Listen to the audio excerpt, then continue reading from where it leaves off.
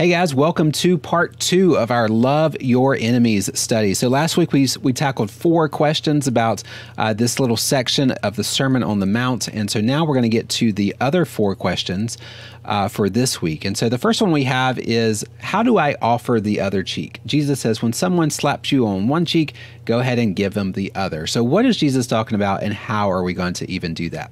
So first of all, this is not talking about self-defense. Self-defense is something completely different. It's not talking about getting beat up in the alley and just laying down and not protecting yourself or your family. That's not what this is talking about. However, Jesus is reminding us that we will be physically attacked. You will be attacked by people, whether it's physically or whether it's, psychologically, or whether it's, emotionally or some other type of attack. The enemy will attack you. Now, if you look at John 15 through John 16, those 2 chapters, especially the end of John 15, Jesus is speaking to his disciples and he's telling them, look, you're going to have to love one another. If you love me, love one another. But he's also saying that when you love me or you love other people, the world is going to hate you. And so there's this contrast between the love of Christians and the hate of the world. And he goes to John 16, 1 and 2, and he says, look, the world hates you so much, especially the religious leaders, that are going to kick you out of the synagogue. These Jewish believers, the disciples and the others, they're going to be unsynagogued. And when you get kicked out of the synagogue, that leads to getting flogged, getting the lashes, public humiliation. And then one other thing that they do to people who get kicked out of the synagogue is they slap them right across the cheek. It's a sign of dishonor. It's a sign of humiliation. It's not so much the pain, but it's just showing them the disgrace of getting kicked out of the synagogue in front of everyone. And Jesus is like, look, this is going to happen to you. This is what's going to happen if you follow me, and be ready for that. Even Jesus was struck. We read in John 18, when he was before the chief priest, and they were asking Jesus questions, and Jesus answered, and they didn't like his answer, and so they struck him right in the face. They just punched him right in the mouth.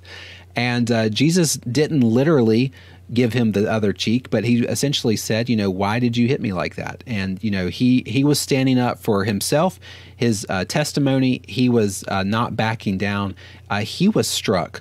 And he was willing to stand there and take that attack from the enemy.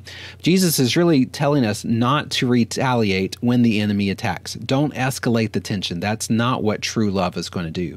Instead, true love is going to be vulnerable. True love means you're going to be open up to pain. You're going to be open up to attacks. And that's a hard way to love, but that's what Jesus is calling us to do. Not only that, we got to be strong. A lot of people think that people who love like this are just weak, but that's not true. They're strong in their will not to retaliate. And, offering the other cheek is really the strongest thing you can do. And then, of course, you need to be prepared to be struck again. If you are doing what's right, what is holy, what is appropriate, you're not going to get just struck once. You're going to get struck over and over, and you need to be prepared for that. The second question was, how do I give up my tunic? And so first of all, you're probably thinking, I don't even have a tunic. What does this even mean? Well, a tunic is just your shirt that goes underneath your outer garment. So Jesus is talking about your outer and your inner garments, your coat or your cloak and your tunic or your shirt. And so many people around Jesus' time, they weren't very rich. They didn't have a lot of possessions.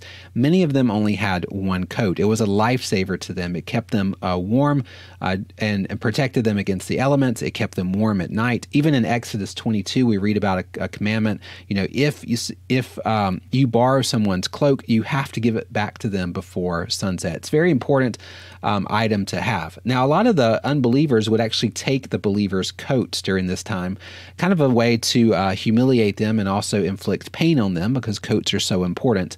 But in Matthew, we read in Matthew 5, sometimes the tunic, the shirt, was taken in lawsuits. So like the tunic or your shirt was given up for collateral. And Jesus says, look, if someone takes your shirt for collateral in a lawsuit, go ahead and give them your coat as well. Even Jesus lost his clothes. Look at the cross, and they were gambling for his clothes.